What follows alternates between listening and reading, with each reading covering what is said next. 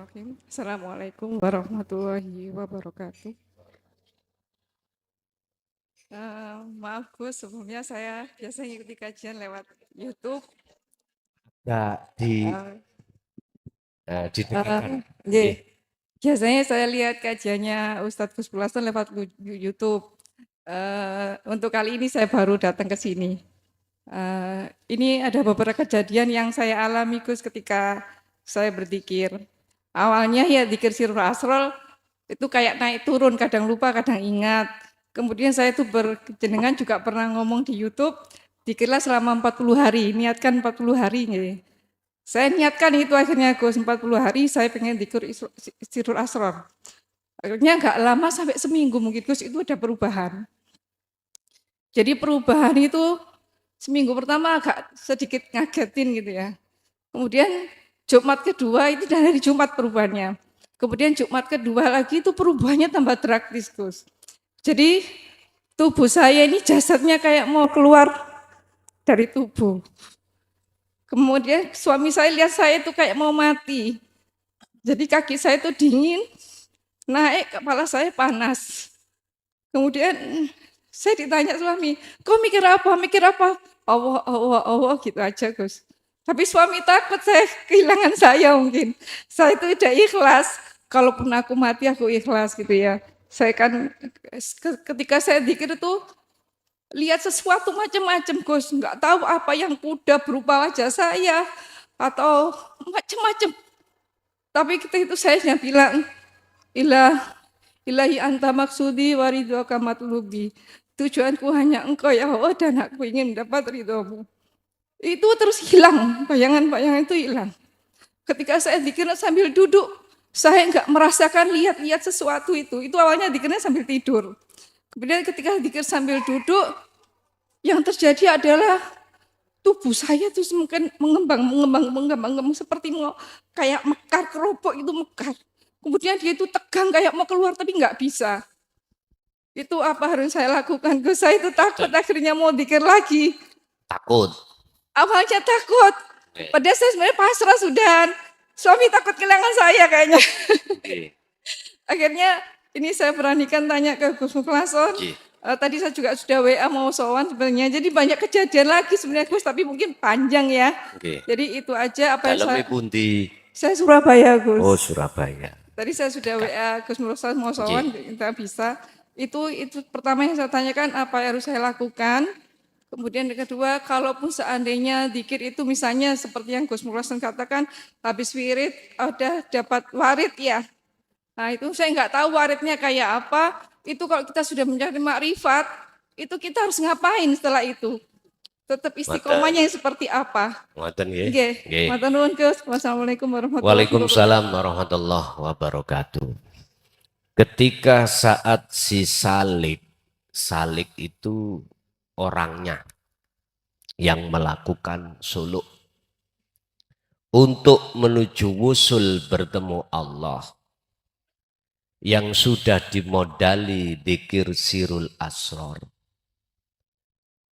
Urusan persoalan di tengah jalan itu Allah mementokkan, memperlihatkan kejadian-kejadian yang di luar akal sehat manusia. Itu merupakan salah satu tanda bahwasanya ruhaniyah jenengan ini meripat hati jenengan dibuka Allah tentang kegaiban makhluk. Berhubung awal sudah dimodali faqadistam sakabil urwatil wusqa, tali terhadap Allah yaitu dzikir sirul asrar, maka si Salik gak perlu ada rasa wedi atau takut. Apapun bentuknya. Si Salik tidak akan muncul rasa takut manakala dzikir sirul asr itu berfungsi. Pertama, sirul asr kan syu'aul basiroh, keterangane jenengan iki sadar yang memperjalankan jenengan hanya Allah. Umpama bertemu terhadap apapun, semua itu yang sebagai subjek atau isim fa'il di dalam makhluk-makhluk apapun itu ya cuman Allah. Ini nggak akan pernah takut. Otomatis orang lain, suami atau anak yang mendengarkan keterangan kejadian jenengan takut. Kalau beliau belum memegang sirul, mesti takut. Sing suami takut kehilangan, guyo nek balik. Nek gak balik piye? Terus aku kok golek di mana? Gak kau oleh golek jenengan biyen niku angel nglani. Kita diewangi tukaran apa tukaran beda pendapat dengan saudara dan lain sebagainya. Loh,